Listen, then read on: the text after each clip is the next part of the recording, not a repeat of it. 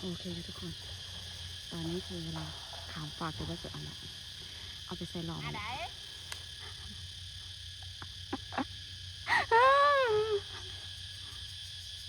น้อง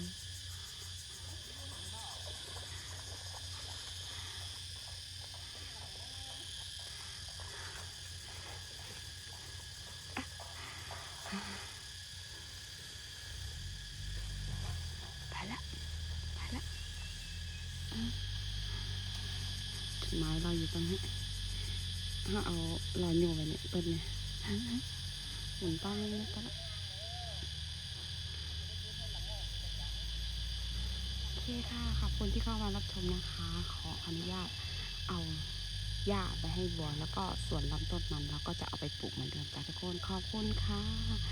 ใครอยากได้เมล็ดพันธุ์นะคะเดี๋ยวจะปักลิงก์ตะกร้าไว้ให้เด้อทุกคนพันเนเปียจักรพรรดิจ้าโตไวทันลูกๆของเราแน่นอนทุกคน